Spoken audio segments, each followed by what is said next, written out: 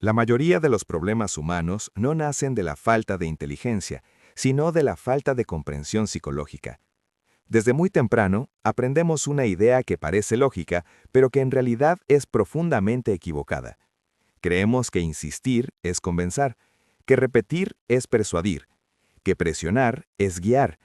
Esta creencia se instala en la familia, en la escuela, en el trabajo y en las relaciones personales, y con el tiempo se convierte en una forma automática de comunicarnos con los demás y con nosotros mismos. Cuando queremos que alguien cambie, hablamos más fuerte. Cuando no nos escuchan, repetimos el mensaje. Cuando eso no funciona, aumentamos la presión. Pero el cerebro humano no interpreta la presión como ayuda, la interpreta como una amenaza a su libertad. Y cuando la libertad se siente amenazada, aparece una reacción automática que no es racional ni consciente, sino instintiva, la resistencia. El ser humano necesita sentir que elige, incluso cuando se equivoca, incluso cuando toma malas decisiones. Psicológicamente, preferimos equivocarnos por decisión propia que acertar por obligación. Por eso los consejos no solicitados molestan, las órdenes generan rechazo y la presión constante crea rebeldía. No porque las personas sean difíciles, sino porque su mente está funcionando exactamente como fue diseñada para funcionar. Padres, parejas, líderes y jefes cometen el mismo error sin darse cuenta. Creen que controlar es proteger, que insistir es amar, que vigilar es liderar.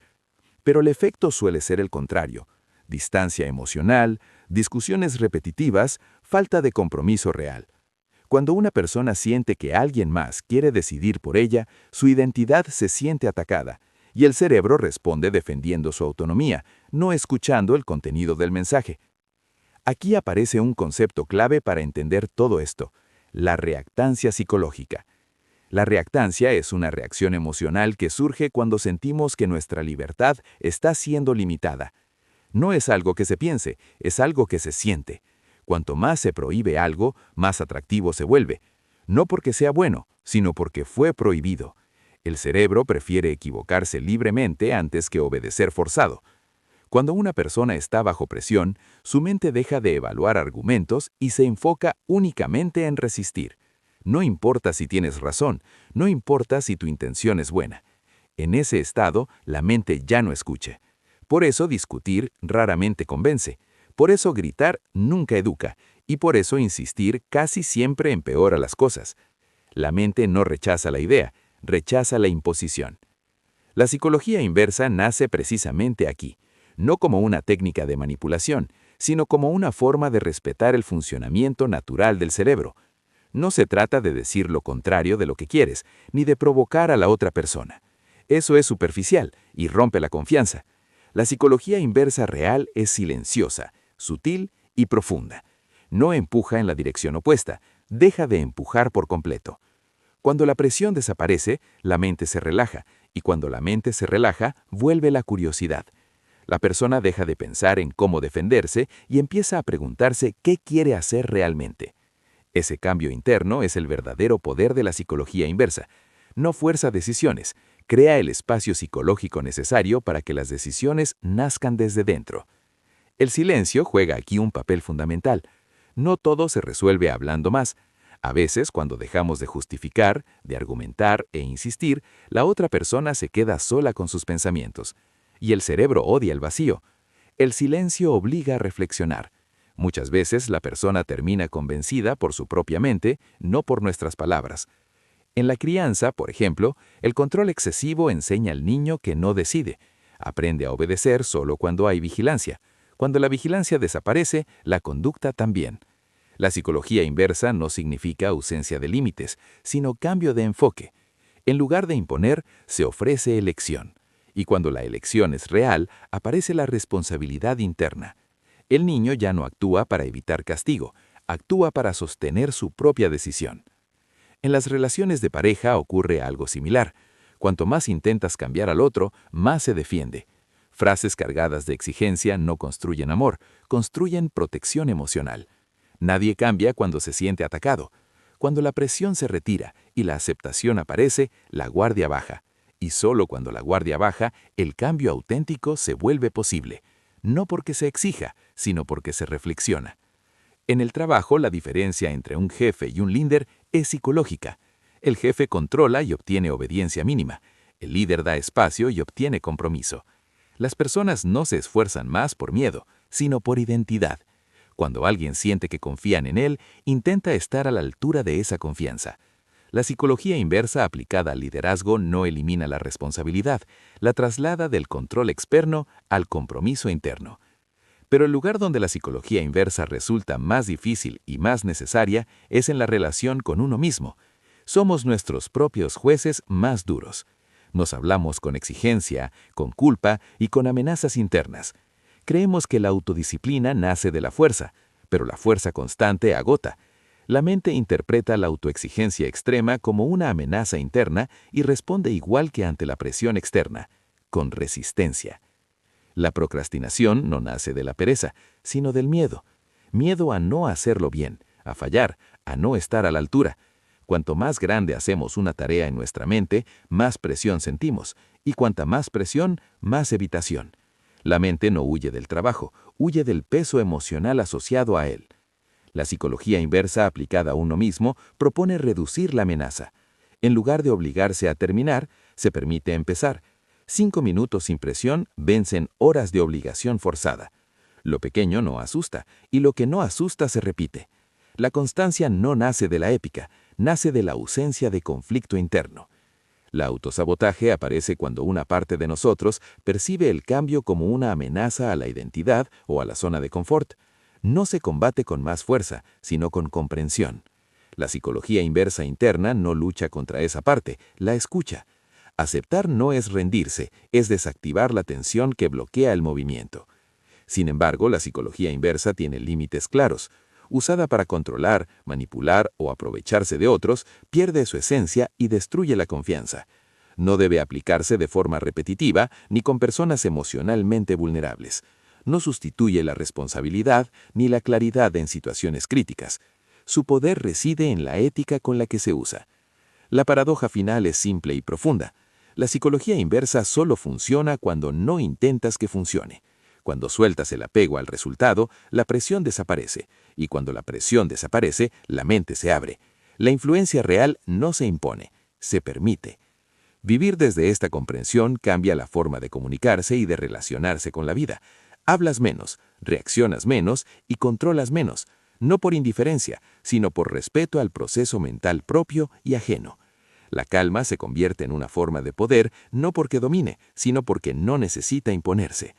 Cuando dejas de presionar la vida deja de resistirse, no porque todo salga perfecto, sino porque dejas de pelear con lo inevitable. Las personas no son problemas a resolver, la mente no es un enemigo a dominar, y el cambio no se fuerza, se acompaña. Cuanta menos presión ejerces, más auténticas se vuelven las decisiones.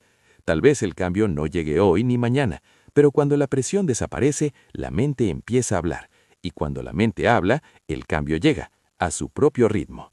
La psicología inversa no promete resultados rápidos, y precisamente por eso es tan poderosa. En un mundo obsesionado con soluciones inmediatas, aprender a soltar parece una debilidad, pero psicológicamente, soltar es una forma profunda de inteligencia emocional.